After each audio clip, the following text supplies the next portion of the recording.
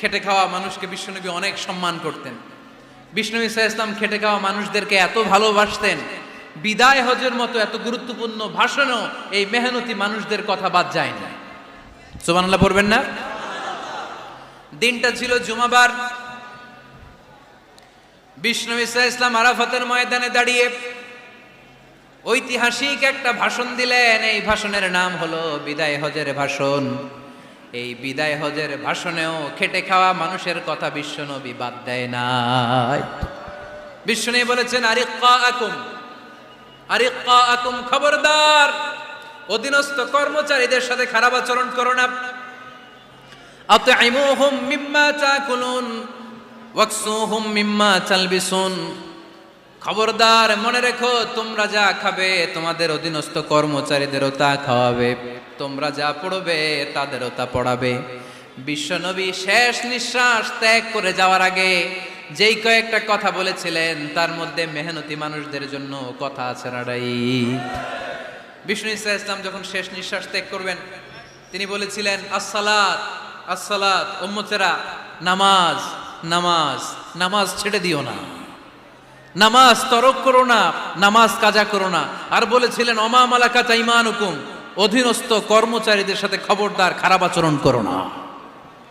যারা কর্মচারীদের সাথে খারাপ আচরণ করে, যারা মানুষের কাছ থেকে শ্রম নিয়ে কাজ করিয়ে টাকা দেয় না, কিয়ামতের দিন তাদের বিরুদ্ধে মামলা দায়ের করবে কে? কে করবে? হাদিসে কুদসি সাক্ষী বিষ্ণু ইসা ইসলাম বলেন, আল্লাহ তাআলা ফরমান, আনা খাসমুহুম সালাসাতুন আনা খাসমুহুম ইয়াউমাল কিয়ামা। তিন শ্রেণীর ব্যক্তির বিরুদ্ধে আল্লাহ বলেন, আমি নিজেই কিয়ামতের দিন মামলা দায়ের করব। I will be against them in the day of judgment. Three categories of people, I will be against them in the day of judgment. তিন শ্রেণীর লোক কিয়ামতের দিন তারা ছাড় পাবে না। আল্লাহ বলেন, আমি নিজেই তাদের বিরুদ্ধে মামলা দায়ের করব। এর মধ্যে এক শ্রেণীর লোক হচ্ছে রাজুলুন ইস্তাআজারা আজিরান ফাস্তাউফা মিনহু ওয়া লাম ইয়াতি আজরা।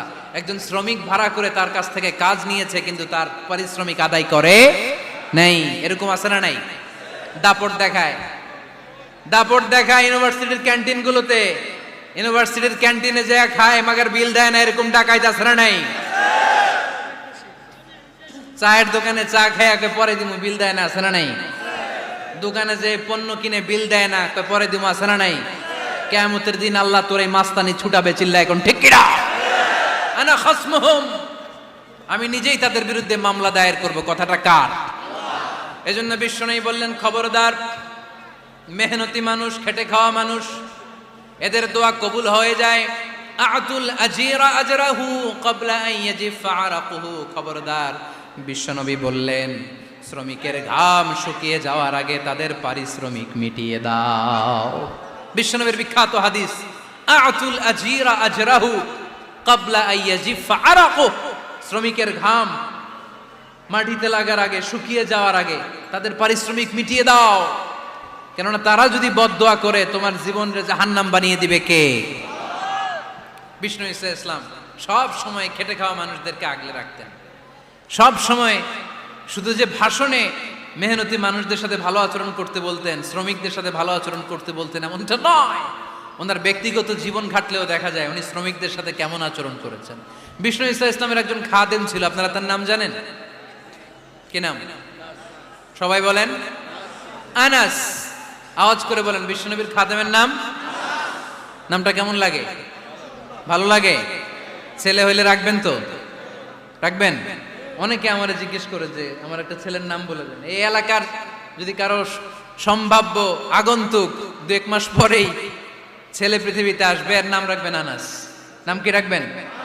খাদিমু রাসূলিল্লাহ, আল্লাহ রাসূল সাল্লাল্লাহু আলাইহি ওয়াসাল্লামের খাদেম। এই খাদেমের কাছ থেকে একটু শুনেন ওনার মালিক কেমন ছিল। শুনবেন নাকি কষ্ট হচ্ছে? সম্মানিত ভাইয়েরা, খেয়াল রাখবেন, কোন পীর সাহেবের ব্যাপারে যদি আপনি রিপোর্ট চান, পীর সাহেবের বউয়ের কাছ থেকে শুনবেন। কথা কয় না? বোঝে নাই বোধ হয়। একজন পীর সাহেব হুজুর উনি কেমন, রিপোর্ট নেবেন কার কাছ থেকে?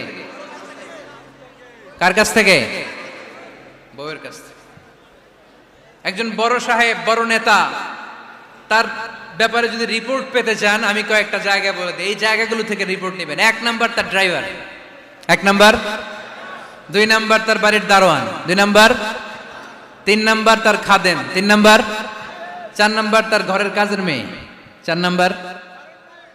এদের কাছ থেকে আসল রিপোর্ট পাওয়া যায়, ঠিক কিনা?